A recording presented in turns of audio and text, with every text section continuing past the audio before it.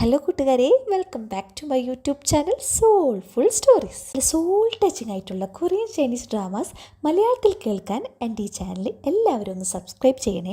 പിന്നെ എൻ്റെ വീഡിയോസ് നിങ്ങൾക്ക് ഇഷ്ടപ്പെട്ടെങ്കിൽ എല്ലാവരും എന്നെ ഒന്ന് ലൈക്ക് ചെയ്ത് സപ്പോർട്ടും കൂടി ചെയ്യണം കേട്ടോ. ഇന്ന് നമുക്ക് ഓൺഗോയിങ് കൊറിയൻ ഡ്രാമയായ മാരി മൈ ഹസ്ബൻഡിൻ്റെ എപ്പിസോഡ് 1 കേൾക്കാം. ഇതിലെ നായിക നമുക്ക് എല്ലാവർക്കും ഫേവറേറ്റ് ആയിട്ടുള്ള ഒരു ആക്ട്രസ്സാണ്. What's wrong with secretary Kim, her private life, love in contract, അങ്ങനെ ഒരുപാട് നല്ല കൊറിയൻ ഡ്രാമാസിൽ അഭിനയിച്ച പാർക്ക് മിൻ യുങ് ആണ്. ആക്ടറാണ് നാ ഇൻ വു. ഇതൊരു ടൈം ട്രാവൽ മൂവിയാണ്. ഇതിൻ്റെ വള്ളി നോക്കുവാണെങ്കിൽ ക്യാൻസർ പേഷ്യൻ്റായ നമ്മുടെ നായികനെ അവളുടെ ഹസ്ബൻഡും ലവറും കൂടിയിട്ട് കൊല്ലാൻ ശ്രമിക്കുകയാണ്. ആ സമയത്ത് അവൾ 10 കൊല്ലം ടൈം ട്രാവൽ ചെയ്ത് പുറകിലോട്ട് പോകും. എന്നിട്ട് അവൾ എങ്ങനെയാണ് അവളുടെ വിധിയെ മാറ്റിയെഴുതുന്നു, പിന്നെ അവൾ അവളുടെ ട്രൂ ലവ് കണ്ടുപിടിക്കും. ഒരുപാട് ഡ്രമാറ്റിക് സിറ്റുവേഷൻസ് ഉള്ള നല്ല അടിപൊളി ഡ്രാമയാണ് മാരി മൈ ഹസ്ബൻഡ്. ഒട്ടും സമയം കളയാതെ നമുക്ക് കഥ കേൾക്കാം. ദൂരതയിലേക്ക് നോക്കിയിരിക്കുന്ന ക്യാൻസർ പേഷ്യൻ്റായ നമ്മുടെ നായികനെ കാണിച്ചുകൊണ്ടാണ് ഡ്രാമ സ്റ്റാർട്ട് ചെയ്യുന്നത്. നമ്മുടെ നായികയുടെ പേരാണ് ജീവോൺ. അവൾ അങ്ങനെ ആ പുറത്തുള്ള ഭംഗി ഇങ്ങനെ ആസ്വദിച്ച് വരുമ്പോൾ പെട്ടെന്ന് ഒരാൾ വന്നിട്ട് വിൻഡോസ് അടയ്ക്കും.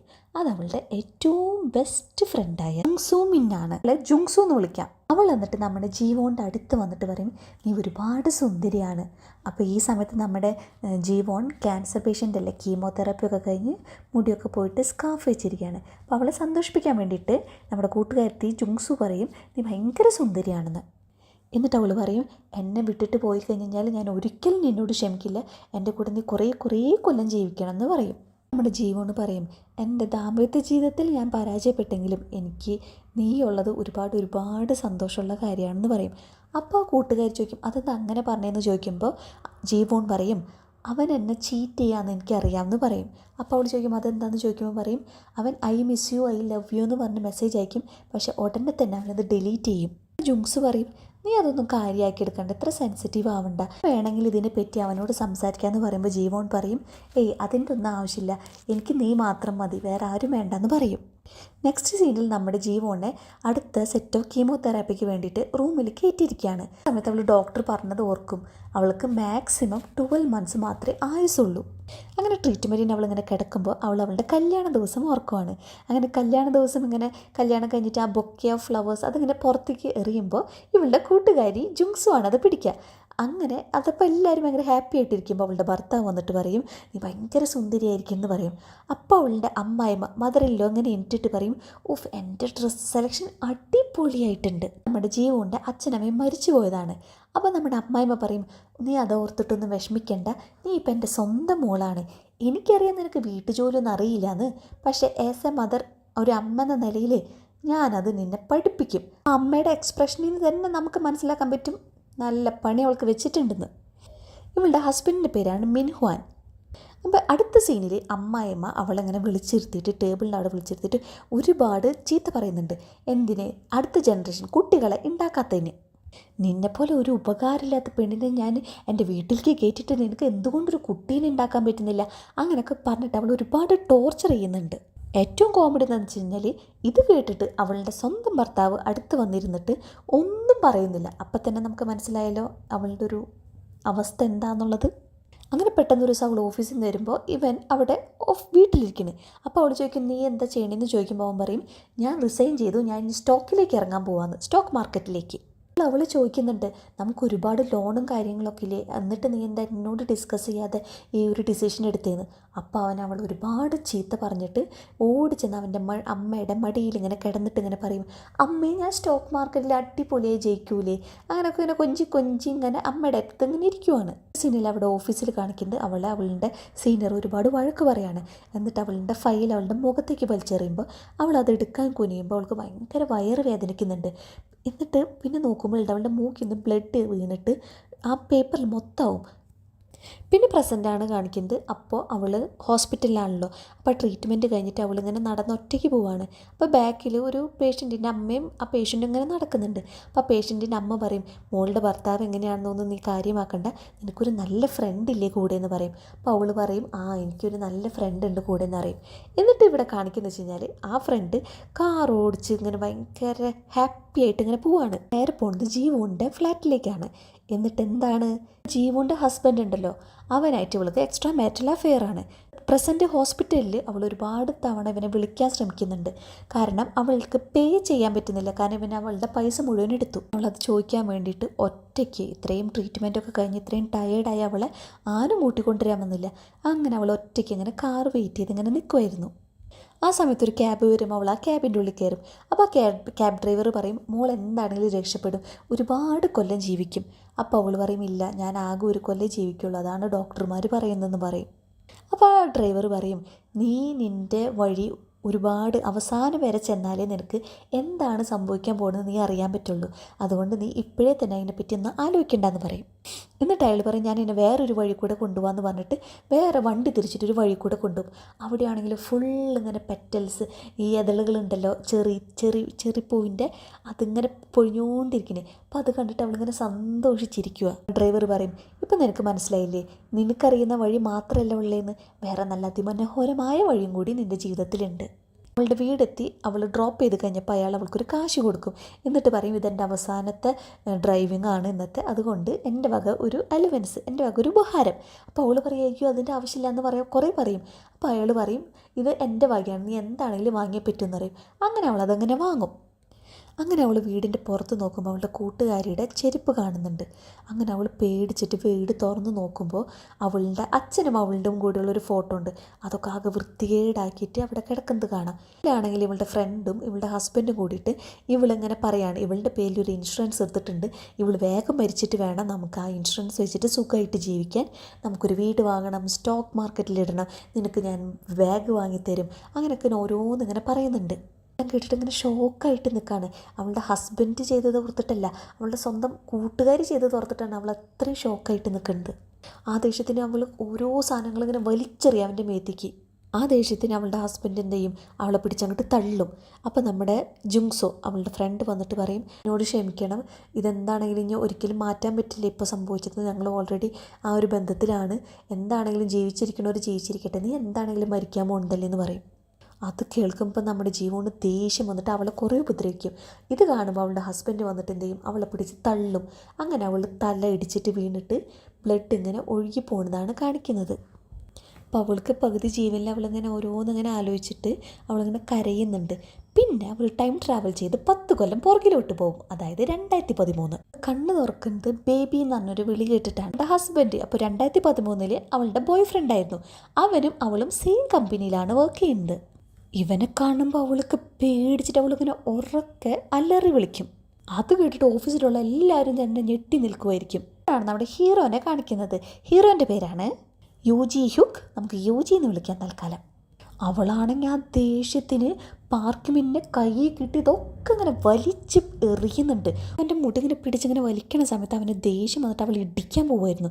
ആ സമയത്ത് നമ്മുടെ യൂജി വന്നിട്ട് അവനെ തള്ളി നിലത്തിട്ടിട്ട് ഇവളുടെ കൈ പിടിക്കും. അപ്പോൾ നമ്മുടെ യൂജി പറയും, നീ ഇപ്പോൾ ഇവിടെ നിർത്ത്, നമ്മൾ ഓഫീസിലാണെന്ന് പറയും. അപ്പോഴാണ് അവൾക്ക് ബോധം വരുന്നത്, ഓഫീസിലോ? അപ്പോൾ അവൾക്ക് ഇങ്ങനെ പെട്ടെന്ന് ഇങ്ങനെ തല കറങ്ങണ പോലെയായിട്ട് ഇവൻ്റെ കൈമയ്ക്ക് വീഴും. അവളുടെ കൈമയ്ക്ക് ഇങ്ങനെ നോക്കും. കൈമ അവളുടെ പണ്ട് അവൾ ക്യാൻസർ പേഷ്യൻ്റ് ആയിരുന്നപ്പോൾ അവളുടെ കയ്യിലൊരു മാർക്ക് ഉണ്ടായിരുന്നു, സ്കാർ പോലത്തെ ട്രീറ്റ്മെൻറ്റിൻ്റെ. അതൊന്നും കാണില്ല. അങ്ങനെ അവൾ ഓടിപ്പോയിട്ട് മിററിൽ നോക്കും, അവൾക്ക് തലമുടിയൊക്കെ ഉണ്ടോയെന്ന്. അപ്പോൾ അവളത് കണ്ടിട്ട് ഇങ്ങനെ ഷോക്കായിട്ട് ഇങ്ങനെ ബാഗിലേക്ക് ഇങ്ങനെ നടക്കുമ്പോൾ പെട്ടെന്ന് നമ്മൾ കാല് തെറ്റി വീഴുമ്പോൾ അവിടെ ഉണ്ടായിരുന്ന ചൂടുള്ള കെറ്റിൽ അവളുടെ മേത്തിലേക്ക് വീഴാൻ പോകും. ആ സമയത്ത് എന്ത് ചെയ്യും, നമ്മുടെ വന്നിട്ട് അതിങ്ങനെ തട്ടി മാറ്റും. അപ്പോൾ അവൻ്റെ കൈ ഇങ്ങനെ പൊള്ളുന്നുണ്ട്. അപ്പം തന്നെ അവളുടെ കൂട്ടുകാരി, അവളുടെ സ്വന്തം ഭയങ്കര ചങ്കിടിപ്പും അടുത്തേക്ക് വരും. ഇവളെ കാണുമ്പോൾ അവൾക്ക് ആകെ പേടിയാവും.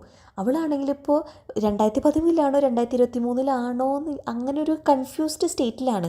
ഇവളെ കണ്ടിട്ട് ഇങ്ങനെ ഓടും. അങ്ങനെ ലിഫ്റ്റിൻ്റെ അവിടേക്ക് ഓടുമ്പോൾ ലിഫ്റ്റ് തിരക്കായിരിക്കും. അങ്ങനെ അവൾ സ്റ്റെപ്പ് ഇങ്ങനെ സ്പീഡിൽ ഇങ്ങനെ ഇറങ്ങുമായിരിക്കും. ആ സമയത്ത് അവളുടെ ചെരുപ്പൊക്കെ പോകുന്നുണ്ട്. അവൾ പക്ഷേ ഇങ്ങനെ ഒരു പ്രാന്തീനെ പോലെ ഇങ്ങനെ ഓടാണ്. അങ്ങനെ അവൾ സബ്വേ എടുക്കുമ്പോൾ അവൾ വീണ്ടും സ്റ്റെപ്പും വന്ന് വീഴാൻ പോകും. ആ സമയത്ത് അവൾ രണ്ടാമത്തെ ചെരുപ്പും വീഴും. അതിൽ നമ്മുടെ യൂജി വന്നിട്ട് അവളിങ്ങനെ പിടിക്കുന്നുണ്ട്. എന്നിട്ട് അവളൊരു സ്ഥലത്ത് കൊണ്ടുപോയി ഇരുത്തിയിട്ട് പറയും, നീ ഒന്ന് കാം ഡൗൺ ചെയ്യാൻ പറയും, നീ ഒന്ന് സമാധാനിക്കാൻ പറയും. അങ്ങനെ പുറത്തേക്ക് നോക്കുമ്പോഴാണ് എല്ലാത്തോടത്തും 2013 കാണിക്കുന്നത്. അങ്ങനെ നമ്മുടെ യൂജി എന്ത് ചെയ്യും, അവളെ വീട്ടിൽ ഡ്രോപ്പ് ചെയ്യും. എന്നിട്ട് പറയും, നിനക്ക് എന്തെങ്കിലും ചൂടുണ്ടോ, ഉള്ള സാധനം ഉണ്ടോ എന്ന് ചോദിക്കും വീട്ടിൽ. അപ്പോൾ അവൾ പറയും എൻ്റെ വീട്ടിലൊന്നുമില്ല എന്ന് പറയും. അപ്പോൾ അവൻ എന്ത് ചെയ്യും, ഒരുപാട് കാശ് കൊടുത്തിട്ട് പറയും നീ ഇത് കൈ വയ്ക്കാൻ പറയും. അപ്പോൾ അവൾ പറയും വേണ്ട വേണ്ട സാർ എന്ന് പറയും. അപ്പോൾ അവൻ പറയും നിൻ്റെ പേഴ്സും വാലറ്റും ഒക്കെ ഓഫീസിലാണ് ഇരിക്കുന്നത്, അതുകൊണ്ട് നീ പൈസ പിടിച്ചിട്ട് നീ എന്തെങ്കിലും പോയി വാങ്ങാൻ പറയും. എന്നിട്ട് അവൻ പറയും ചില സമയങ്ങളിൽ നിനക്ക് മറ്റുള്ളവരുടെ സഹായം കൂടിയേ തീരൂ. അവൾ വീട്ടിലെത്തിയിട്ടാണെങ്കിലോ ഇങ്ങനെ ഫ്രിഡ്ജ് തുറന്ന് ഓരോ സാധനത്തിൻ്റെയും എക്സ്പയറി ഡേറ്റ് ഇങ്ങനെ നോക്കും. അപ്പോൾ എല്ലാത്തിലും 2013. അങ്ങനെ അവളുടെ ഡോർ ബെല്ല് റിങ് ചെയ്യും. അങ്ങനെ ഡോർ ബെല്ലിൽ കൂടെ നോക്കുമ്പോൾ നമ്മുടെ യുജി അവൾക്ക് കുറച്ച് സാധനങ്ങൾ ചൂടുള്ളതും നൂഡിൽസും അതൊക്കെ വാങ്ങി വന്ന് അവിടെ പുറത്ത് തൂക്കിയിട്ടിട്ട് പോവും. അങ്ങനെ അവളതൊക്കെ ഇങ്ങനെ ഇങ്ങനെ നോക്കും. അപ്പോൾ അവളിങ്ങനെ ഇങ്ങനെ കഴിച്ചുകൊണ്ട് ഇങ്ങനെ ഓരോന്നിങ്ങനെ ആലോചിക്കായിരിക്കും 2013 2023. അപ്പോൾ അവൾ വിചാരിക്കുമ്പോൾ 23 സ്വപ്നമായിരുന്നു എന്ന് വിചാരിക്കും. അപ്പോൾ അവൾ പറയും അല്ല, സ്വപ്നമല്ല, കാരണം ചെയർമാൻ, അതായത് നമ്മുടെ യുജി ആരാണെന്നുള്ളത് എനിക്ക് അറിയായിരുന്നു. 2021 യുജി ചെയർമാൻ ആവുന്നതും ഇപ്പോൾ അവൻ മാനേജറാണ്, ചെയർമാൻ ആവുന്നതും അതൊക്കെ അവൾക്ക് അതുപോലെ ഓർമ്മയുണ്ട്. അപ്പോൾ അവൾക്ക് മനസ്സിലായി 2023 ഒരു ഡ്രീം അല്ലാന്ന്. സമയത്ത് അവൾ എന്ത് ചെയ്യും, അവളുടെ കയ്യിൽ കിട്ടിയ പൈസ ഒക്കെ കോട്ടിൽ നിന്നൊക്കെ എടുത്തിട്ട് അവളതൊക്കെ ഇങ്ങനെ മടക്കി അതൊക്കെ മടക്കുന്നതൊക്കെ നിവർത്തി ഇങ്ങനെ വെക്കുമായിരിക്കും. ആണ് ഒരു കറൻസി നോട്ട് അവളുടെ ശ്രദ്ധയിൽപ്പെട്ടിട്ടുണ്ട്. ആ കറൻസി നോട്ടിൽ ഒരു ലവ് ചിഹ്നം വരച്ചു വെച്ചിട്ടുണ്ട്.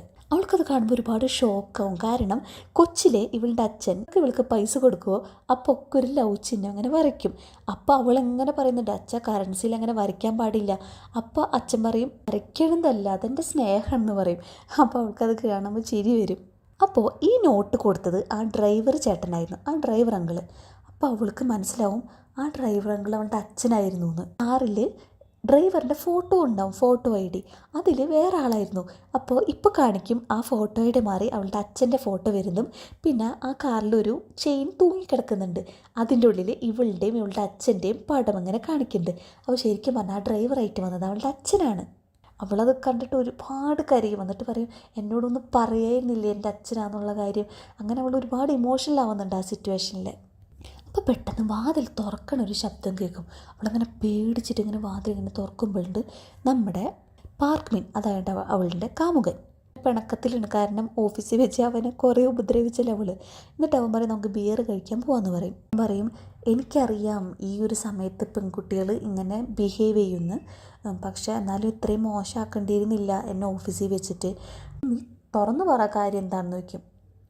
അപ്പോൾ അവൻ ചോദിക്കും നീ പ്രഗ്നൻ്റ് ആയത് എന്താ എന്നോട് പറയാതിരുന്നേ, പിന്നെ നമ്മൾ തമ്മിൽ എന്തെങ്കിലും നടന്നിട്ട് കുറച്ച് നാളായല്ലോ, അതുകൊണ്ട് നീ സത്യം പറ ഇത് എൻ്റെ തന്നെയല്ലേ എന്ന് ചോദിക്കും. പറയും ഈ സമയത്ത് പ്രഗ്നൻ്റൊക്കെ ആയി കഴിഞ്ഞ് കഴിഞ്ഞാൽ അത് നിൻ്റെ കരിയറിന് ഒരുപാട് മോശമായിട്ട് ബാധിക്കും, അതുകൊണ്ട് നിൻ്റെ ബോഡിക്കും നിൻ്റെ കരിയറിനും എല്ലാത്തിനും വേണ്ടി നീ അതിനെ അബോർട്ട് ചെയ്യാൻ പറയും. എന്നിട്ട് അവൻ പറയും പൈസ എന്ന് പറഞ്ഞിട്ട് ഇങ്ങനെ കുറേ ആലോചിച്ചിട്ട് പറയും ഞാൻ പകുതി പേ ചെയ്യാൻ പറയും. അപ്പോൾ അവൾ ചോദിക്കും പകുതിയോന്ന് ചോദിക്കും.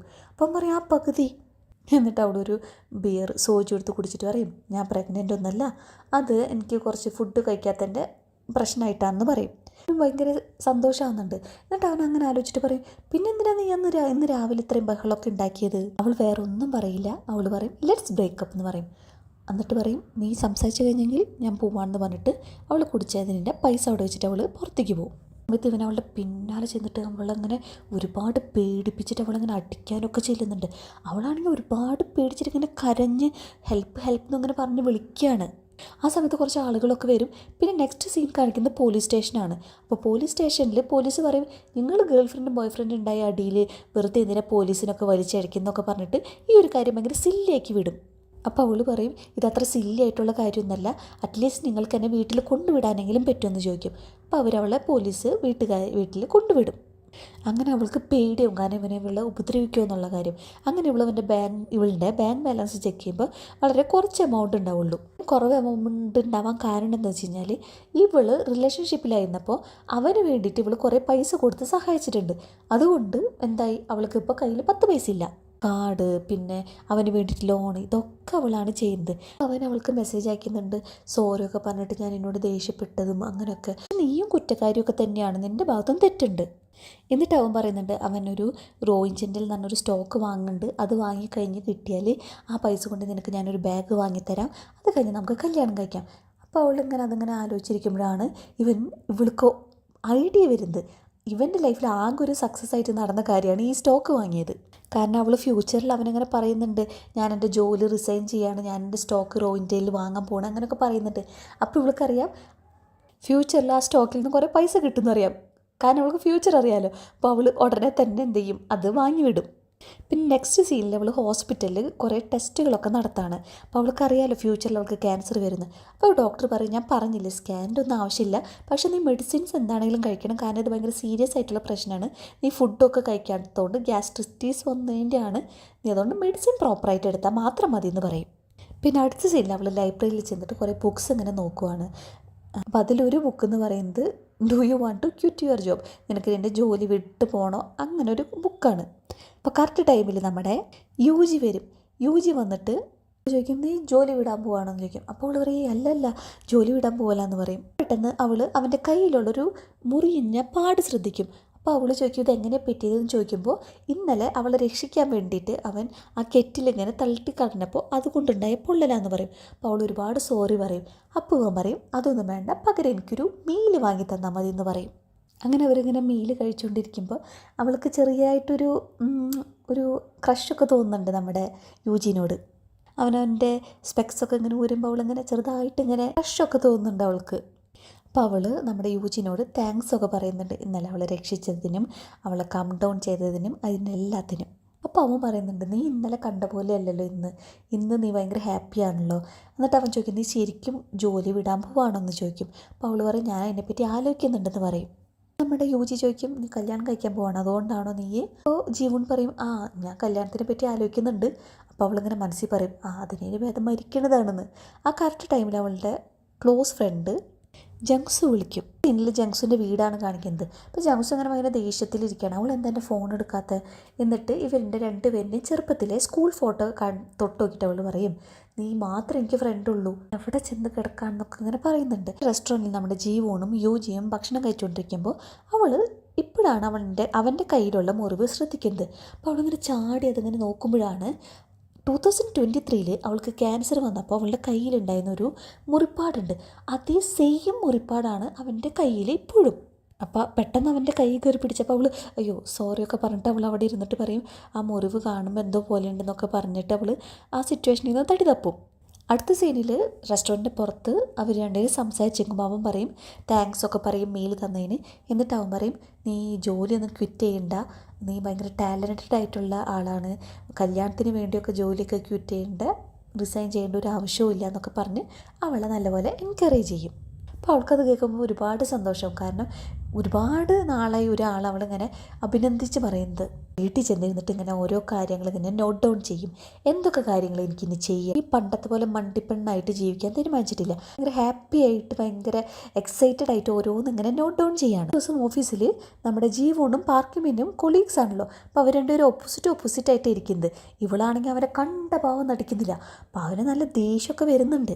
അപ്പോൾ അവൾ എന്ത് ചെയ്യും, ഓഫീസിലിരുന്നിട്ട് അവൾക്കറിയാലോ ഫ്യൂച്ചറിൽ റോയിൻടെലിൻ്റെ സ്റ്റോക്ക് മേലോട്ട് പോകുന്നു. അതുകൊണ്ട് അവൾ എന്ത് ചെയ്യും, ആ സ്റ്റോക്കൊക്കെ ഇങ്ങനെ വാങ്ങി വയ്ക്കും. അത് അവളുടെ ഫ്രണ്ട് ചുങ്സോ അവളുടെ കയ്യിൽ ഇങ്ങനെ പിടിക്കും. എന്നിട്ട് അവൾ ഇങ്ങനെ പറയും, നീ എന്താ എന്നോട് മിണ്ടാത്തേ, നീ എന്താ ഫോൺ എടുക്കാത്തതെന്നൊക്കെ ചോദിച്ചിട്ട് അവളിങ്ങനെ പരിഭവം പറയും. അപ്പോൾ നമ്മുടെ ജീവൻ പറയും, ഞാൻ കുറച്ച് ബിസി ആയിരുന്നു പർച്ചേസിൻ്റെ ഒക്കെ കാര്യത്തിൽ, അതുകൊണ്ടാണെന്ന് പറയും. എന്നിട്ട് നമ്മുടെ ജീവൻ ഒരു കഥ പറയും. ജീവിതത്തിലൊരു പെണ്ണുണ്ട്, ആ പെണ്ണിന് സ്റ്റേജ് 4 ക്യാൻസറാണ്. ആ സമയത്ത് അവളുടെ ഒറ്റ കൂട്ടുകാരിയും അവളുടെ ഹസ്ബൻഡും തമ്മിൽ എക്സ്ട്രാ മാരിറ്റൽ അഫെയർ ഉണ്ടാവണം. ജുങ്സ് പറയുന്നുണ്ട്, ഓഫ് അവളുടെ ഹസ്ബൻഡിനേക്കാളും ഏറ്റവും ദുഷ്ടത്തി അവളുടെ ഫ്രണ്ടാണ്, എങ്ങനെ അവളുടെ കൂട്ടുകാരത്തിലൂടെ ഇങ്ങനെയൊക്കെ ചെയ്യാൻ പോകണു. അപ്പം നമ്മുടെ ജീവൻ പറയും, അവൾ മരിക്കാൻ പോവല്ലേ, അതുകൊണ്ട് പിന്നെ അവർ വിചാരിച്ചു ചെയ്തുകൊണ്ട് കുഴപ്പമില്ലാന്ന് പറഞ്ഞു. നമ്മുടെ ജുങ്സു നമ്മുടെ ജീവൻ്റെ മടിയിൽ ഇങ്ങനെ തല വെച്ചിട്ട് പറയും, ഞാൻ മരിച്ചു കഴിഞ്ഞാൽ എനിക്കുള്ളത് മുഴുവനും നിനക്കാണ്, അതുപോലെ തന്നെയാണ് നീ മരിച്ചു കഴിഞ്ഞാൽ നിൻ്റെ ഫുള്ളും എനിക്കാണെന്ന്. നമ്മുടെ ജീവനാണെങ്കിൽ എങ്ങനെയെങ്കിലും ഈ സിറ്റുവേഷനിൽ നിന്നൊന്ന് രക്ഷപ്പെടണം. കറക്റ്റ് ടൈമിൽ അവളുടെ മാനേജർ ഇങ്ങനെ ഉറക്കെ വിളിക്കും. അപ്പോൾ അവൾ തയ്യാറാക്കിയ പ്രൊപ്പോസൽ അയാളിങ്ങനെ ഓരോന്നിങ്ങനെ നോക്കിയിട്ട് അതിനെപ്പറ്റി കുറേ കുറ്റങ്ങൾ പറഞ്ഞിട്ട് അവളോട് വീണ്ടും ചെയ്യാൻ പറയും. ജീവന് ഓൾറെഡി ഫ്യൂച്ചർ അറിയാലോ. അപ്പോൾ അവളിങ്ങനെ മനസ്സിലിരുന്ന് ആലോചിച്ചിങ്ങനെ ചിരിക്കും. ഈ സെയിം പ്രൊപ്പോസൽ തന്നെ അവളുടെ കൂട്ടുകാരി ജുങ്സു ഒരു വേർഡ് പോലും മാറ്റാണ്ട് പ്രൊപ്പോസ് ചെയ്യുമ്പോൾ അയാൾ അതുപോലെ തന്നെ സമ്മതിക്കുന്നുണ്ട്. പ്രൊപ്പോസൽ വെച്ച് അവൾ ഫുൾ ടൈം എംപ്ലോയി ആവുകയും ചെയ്യും, പ്രൊമോഷൻ കിട്ടുകയും ചെയ്യും. ഇവിടെയാണെങ്കിൽ ഈ മാനേജർ ഇവളെ പറ്റി ഇങ്ങനെ ഓരോന്ന് പറയുക, ഇവളുടെ ഡ്രസ്സിങ്ങിനെ പറ്റി പറയുക, ഇങ്ങനെ ഓരോന്ന് ഇങ്ങനെ കുറ്റങ്ങൾ ഇങ്ങനെ പറഞ്ഞുകൊണ്ടിരിക്കുക. അപ്പോൾ ഈ കൊളീഗ്സിന് ആർക്കും ഇഷ്ടപ്പെടുന്നില്ല ഇയാളിങ്ങനെ വഴക്ക് പറയുന്നത്. പിന്നെ അവളിങ്ങനെ സിറോക്സ് മെഷീൻ്റെ അവിടെ ഇങ്ങനെ നിൽക്കുമ്പോൾ അവിടെ ഒരു എംപ്ലോയി ഉണ്ട്. ആ എംപ്ലോയി ആണെങ്കിൽ ഈ മാനേജറിൻ്റെ വലം കൈയാണ്. പക്ഷേ ആ മാനേജറാണെങ്കിലോ അവളെ പ്രൊമോഷന് ഒന്നും കൊടുക്കില്ല. കാരണം അയാൾക്ക് ഇവളെ എങ്ങനെയെങ്കിലും ക്വിറ്റ് ചെയ്യിപ്പിക്കണം. ഈ എംപ്ലോയി ഇവളുടെ കൊളീഗ് ഒരുപാട് കഷ്ടപ്പെട്ട് നല്ലൊരു എംപ്ലോയി ആണ്. അങ്ങനെ പെട്ടെന്ന് ഈ എംപ്ലോയിനെ അയാളുടെ മാനേജർ വിളിക്കുമ്പോൾ പെട്ടെന്ന് അവൾ കുടിച്ച കപ്പ് ഇങ്ങനെ ടേബിളിൻ്റെ അറ്റത്ത് വെക്കും. അപ്പോൾ ഇവൾക്ക് ഫ്യൂച്ചർ അറിയാലോ, എനിക്ക് എന്താ സംഭവിക്കാൻ പോണതെന്ന് വെച്ച് കഴിഞ്ഞാൽ ആ കപ്പ് വീഴാതിരിക്കാൻ ഇവൾ അതിനെ തടയാൻ ഇങ്ങനെ ചെല്ലുമ്പോൾ ഇവള് നിലത്ത് വീണ് ഇവളുടെ കാലൊക്കെ പൊട്ടുന്നതാണ്. അപ്പോൾ ഇവൾക്ക് ഇത് ഓൾറെഡി അറിയണോണ്ട് എന്ത് ചെയ്യും, ഇവള് ടാക്റ്റിക്കലി ഒരു പ്രത്യേക തരത്തിൽ ചാടിയിട്ട് ആ കപ്പ് ഇവൾ വീഴാതെ തന്നെ ആ കപ്പിനെ രക്ഷിക്കും. പക്ഷെ അവൾ പുറത്തിറങ്ങുമ്പോൾ അവളുടെ കാമുകൻ നമ്മുടെ പാക്മിൻ അവൾക്ക് വേണ്ടി ഇങ്ങനെ വെയിറ്റ് ചെയ്യുന്നുണ്ടാവും. അവനവളുടെ പിന്നാലെ ഇങ്ങനെ നടക്കുന്നുണ്ട്. അങ്ങനെ ഇവരിൽ രക്ഷപ്പെടാൻ വേണ്ടിയിട്ട് അവളിങ്ങനെ നടന്നു പോകുമ്പോൾ കോർണർ എത്തുമ്പോൾ ശരിക്കും പറഞ്ഞാൽ അവിടെ നിന്ന് ഒരു ഒരു സാധനം ഇങ്ങനെ തള്ളിക്കൊണ്ടുവരുന്നുണ്ട്. ഇവളാണെങ്കിൽ അത് കാണാതെ ഇങ്ങനെ സ്പീഡിൽ ഇങ്ങനെ നടന്നു വരുമ്പോൾ മുട്ടാൻ പോകുമ്പോൾ കറക്റ്റ് നമ്മുടെ യൂജി വന്നിട്ട് അവളെ രക്ഷിക്കും. അപ്പോൾ ഇവളെന്തെയും താങ്ക്സ് ഒക്കെ പറഞ്ഞ് ഇവൾ ബാത്റൂമിൽ ചെന്നിങ്ങനെ ആലോചിക്കുമ്പോൾ ഇവൾക്ക് ഫ്യൂച്ചറിൽ നടന്ന കാര്യം അറിയാം. അത് തട്ടിയിട്ട് അവളുടെ കാല് മുറിയുന്നുണ്ട്. അപ്പോൾ അവളിങ്ങനെ ആലോചിക്കും, എൻ്റെ കാലെന്താ മുറിയാത്തതെന്ന് ഇങ്ങനെ ആലോചിച്ചിട്ട് അവൾ നോക്കി പുറത്ത് വരുമ്പോഴാണ് വീണ്ടും നമ്മുടെ പാക്മീൻ അവിടെ നിൽക്കുന്നത് ഇവളെ വെയിറ്റ് ചെയ്തിട്ട്. ഇവൾ അവനെ കാണുമ്പോൾ വീണ്ടും ഓടും. പക്ഷെ എന്തുണ്ടാവും, അവൾ വേറൊരു സാധനം തട്ടിയിട്ട് അവൾ വീഴും. അപ്പോൾ മുൻപ് അവൾ കണ്ട അതേ പൊട്ടിയ കാല് അവളുടെ കാല് ഇപ്പോൾ വീണ്ടും പൊട്ടും, അതും സെയിം എക്സാക്റ്റ് സ്പോട്ടിൽ. അപ്പോൾ ശരിക്കും പറഞ്ഞു കഴിഞ്ഞാൽ അവൾക്ക് സംഭവം അവോയ്ഡ് ചെയ്യാൻ പറ്റും ഫ്യൂച്ചറിൽ നടക്കാൻ പോണത്. പക്ഷേ അതെങ്ങനെയും അവളുടെ അടുത്ത് തന്നെ തിരിച്ചെത്തും. അപ്പോൾ അവളിങ്ങനെ പേടിച്ചിട്ട് ഇങ്ങനെ ആലോചിക്കും, ഇനിയിപ്പോൾ ശരിക്കും 2023 നടന്ന പോലെ എനിക്ക് ക്യാൻസർ വന്നിട്ട് വീണ്ടും ഞാൻ മരിക്കുമോ അല്ലെങ്കിൽ അവരെന്നെ കൊല്ലുമോ എന്ന് അവളിങ്ങനെ ആലോചിച്ചിട്ട് പിന്നെ അവൾ അങ്ങനെ ഒന്നും ഉണ്ടാവില്ല എന്ന് വിചാരിക്കും. എന്നിട്ട് അവൾ പറയും, എൻ്റെ കയ്യിലുണ്ടായിരുന്ന ഇഞ്ചുറി പോയില്ലേ. നമ്മുടെ ജീവൻ ആലോചിക്കും, ഈ പണ്ട് അവൾക്ക് ആ മാർക്ക് ആ ഇഞ്ചുറി കിട്ടിയത് എങ്ങനെയാണെന്ന് വെച്ച് കഴിഞ്ഞാൽ അവൾ കെയർലെസ് ആയിട്ട് ഇതുപോലെ തന്നെ എന്തോ എടുക്കുമ്പോൾ ആ കെറ്റിൽ, ആ വാട്ടറിൻ്റെ ചൂടുള്ള വാട്ടറിൻ്റെ കെറ്റിൽ കൈമ വീണിട്ടാണ് അവളുടെ ഇത് പൊള്ളുന്നത്. ആലോചിക്കണ്ടോ എന്തോ ഞാൻ മിസ് ചെയ്യുന്നുണ്ടെന്ന് പറഞ്ഞിട്ട് പിന്നെ അവളുടെ സീറ്റിൽ വന്നിങ്ങനെ ഇരിക്കും. അവിടെ പാക്മിൻ അവൾക്ക് മെസ്സേജ് അയക്കും, പേഴ്സണൽ മെസ്സേജ് അയക്കും, അവൻ ഈ റോയിൻടെലിൻ്റെ ഇത് ഷെയർ കൊടുത്തു എന്ന്. എന്നിട്ട് പറയും നമുക്ക് പുറത്ത് പോയിട്ട് സംസാരിക്കാമെന്ന് പറയും. എന്നിട്ട് അവൻ പറയും, ഞാനത് നിനക്ക് പൈസ തരാൻ വേണ്ടിയിട്ടാണ് ഞാൻ എൻ്റെ സ്റ്റോക്ക് കൊടുത്തതെന്നും, അപ്പം നീ ആലോചിക്കണം നിനക്ക് ഞാൻ എത്രത്തോളം നിന്നെ വാല്യൂ ചെയ്യുന്നുണ്ടെന്നൊക്കെ പറഞ്ഞിട്ട് അവനിങ്ങനെ നൈസ് ഡയലോഗ്സ് ഇങ്ങനെ അടിക്കും. അപ്പോൾ അവൾക്ക് മനസ്സിലാവും സംഭവിക്കാനുള്ളത് എന്താണെങ്കിലും സംഭവിക്കും, പക്ഷേ അത് വേറൊരാൾക്ക് സംഭവിച്ചു കഴിഞ്ഞാൽ അത് അവളുടെ ലൈഫിൽ നിന്ന് മാറും. അപ്പോഴാണ് ഇവളുടെ ഫ്രണ്ട് ജുങ്സ് അവളുടെ അടുത്ത് വന്നിട്ട് ഇങ്ങനെ ഓരോന്ന് സംസാരിക്കും. അപ്പോൾ നമ്മുടെ ജീവൻ ചോദിക്കും, നീ എനിക്ക് കുറച്ച് ട്രാഷ്, എനിക്ക് കുറച്ച് വേസ്റ്റുകൾ എൻ്റെ ലൈഫിലുണ്ട്, അതൊന്ന് കളയാൻ നീ എന്നെ സഹായിക്കുമെന്ന് ചോദിക്കും. അപ്പോൾ ജീവൻ പറയും, നീ എൻ്റെ പകുതിയാണെന്നല്ലേ നീ എപ്പോഴും പറയാറ്, അതുകൊണ്ട് നീ ആ ട്രാഷ് എൻ്റെ ലൈഫിൽ നിന്ന് മാറ്റിക്കളയണം എന്ന് പറയും. അപ്പോൾ അവൾ പറയും, ഓക്കെ, പക്ഷേ ഈ വീക്കെൻഡ് എൻ്റെ കൂടെ നീ ചുറ്റിക്കറങ്ങാൻ വരാണെങ്കിൽ ഞാൻ ഇതൊക്കെ ചെയ്യാമെന്ന് പറയും.